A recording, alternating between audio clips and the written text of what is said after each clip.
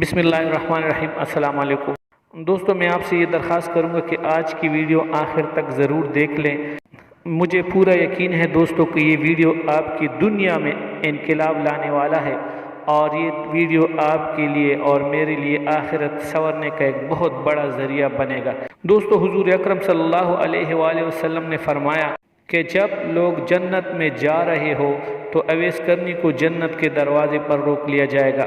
دوستو، حضرت اویس کرنی نے ماں کی اتنی زیادہ خدمت کی ہے کہ وہ آسمانوں تک پہنچی۔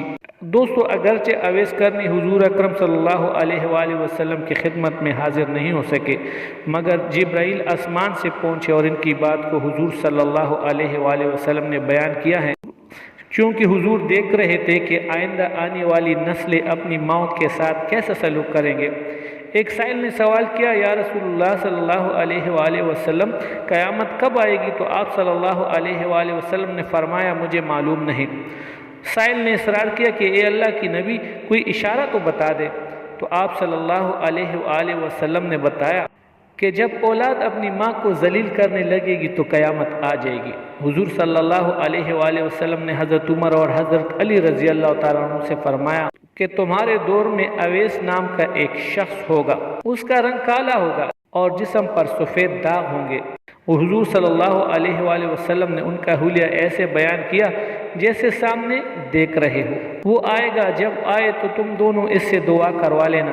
دوستو، حضرت علی اور حضرت عمر رضی اللہ تعالیٰ عنہ کو حضرت اویس کرنی کی دعا کی ضرورت نہیں تھی، مگر یہ میرے اور آپ کے لیے پیغام پہنچانے کا ایک ذریعہ ہے۔ دوستو، ماں کا کیا مقام ہے؟ حضرت عمر رضی اللہ تعالیٰ عنہ حیران ہو گئے اور سوچنے لگے کہ حضور صلی اللہ علیہ وآلہ وسلم کیا کہہ رہے ہیں، ہم اویس کرنی سے دعا کروائیں گے؟ تو حضور صلی اللہ علیہ وسلم نے فرمایا، عمر اور علی، کہ اویس نے ماں کی اتنی خدمت کی ہے کہ جب وہ آسمان کی طرف ہاتھ اٹھاتا ہے تو اللہ تعالیٰ اس کی دعا کو خالی نہیں جانے دیتا۔ حضرت عمر رضی اللہ تعالیٰ عنہ 10 سال تک خلیفہ رہے، 10 سال حج کیا، لیکن انہیں اویس نہ ملے۔ ایک دن سارے حاجیوں کو اکٹھا کر لیا اور کہا کہ تمام حاجی کھڑے ہو جاؤ۔ آپ کے حکم پر تمام حاجی کھڑے ہو گئے، پھر کہا سب بیٹھ جاؤ، صرف یمن والے کھڑے رہو۔ تو سب بیٹھ گئے اور یمن والے کھڑے رہے۔ پھر کہا یمن والے سارے بیٹھ جاؤ، صرف مراد قبیلے والے کھڑے رہے۔ پھر کہا مراد والے سب بیٹھ جاؤ، صرف کرن والے کھڑے رہے۔ تو مراد قبیلے والے بیٹھ گئے، صرف ایک آدمی بچا۔ اور حضرت عمر نے کہا کہ تم کرنی ہو؟ تو اس شخص نے کہا کہ ہاں میں کرنی ہوں۔ تو حضرت عمر رضی اللہ تعالیٰ عنہ نے کہا کہ اویس کو جانتے ہو؟ تو اس شخص نے کہا ہاں جانتا ہوں، میرے بھائی کا بیٹا ہے، میرا سگا بھتیجا ہے، اس کا دماغ ٹھیک نہیں ہے، آپ کیوں پوچھ رہے ہیں؟ تو حضرت عمر رضی اللہ تعالیٰ عنہ نے کہا میں نے پوچھا کدھر ہے؟ تو اس نے کہا کہ آیا ہوا ہے۔ پوچھا کہاں گیا ہے؟ تو اس نے کہا کہ وہ عرفات گیا ہے اونٹ چرانے۔ آپ نے حضرت علی کو ساتھ لیا اور عرفات کی طرف دوڑ لگا دی۔ جب وہاں پہنچے تو دیکھا کہ اویس کرنی درخت کے نیچے نماز پڑھ رہے ہیں اور ان چاروں طرف چر رہے ہیں۔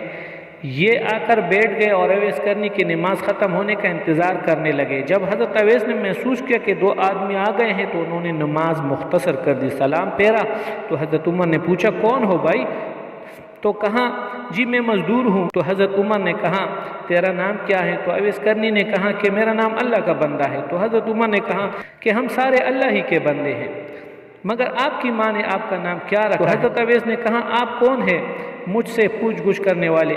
ان کا یہ کہنا تھا کہ حضرت علی نے کہا اویس یہ امیر المومنین حضرت عمر بن خطاب ہے اور میں ہوں علی بن ابی طالب۔ حضرت اویس کا یہ سننا تھا کہ وہ کانپنے لگے، کہا جی میں معافی چاہتا ہوں، میں تو آپ کو پہچانتا ہی نہیں تھا، میں تو پہلی دفعہ آیا ہوں۔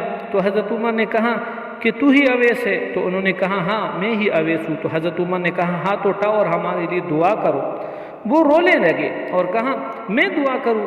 آپ لوگ سردار اور میں نوکر ہوں آپ کا، میں آپ لوگوں کے لیے دعا کروں؟ تو حضرت عمر نے کہا ہاں، اللہ کے نبی نے فرمایا تھا عمر اور علی جیسی ہستیوں کے لیے حضرت اویس کے ہاتھ اٹھوائے گئے۔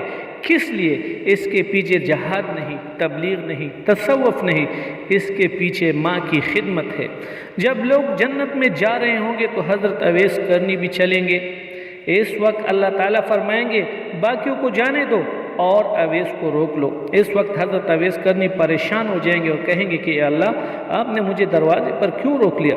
تو اس وقت اللہ تعالیٰ فرمائیں گے کہ پیچھے دیکھو۔ جب پیچھے دیکھیں گے تو پیچھے کروڑوں اربوں کے تعداد میں جہنمی ہوں گے۔ تو اس وقت اللہ فرمائے گا اویس تیری ایک نیکی نے مجھے بہت خوش کیا ہے، ماں کی خدمت۔ تو انگلی کا اشارہ کر، جدھر تک تیری انگلی پھرتی جائے گی میں تیرے طفیل ان کو جنت میں داخل کر دوں گا۔ سبحان اللہ، سبحان اللہ، سبحان اللہ۔ دوستو اس ویڈیو کو لازمی طور پر شیئر کر لے ثواب کی نیت سے، اور انشاءاللہ یہ آپ کے لیے دنیا اور آخرت کی ثواب کا ذریعہ بنے گا۔ ملیں گے ایک اور اچھی سی ویڈیو کے ساتھ۔ اللہ حافظ۔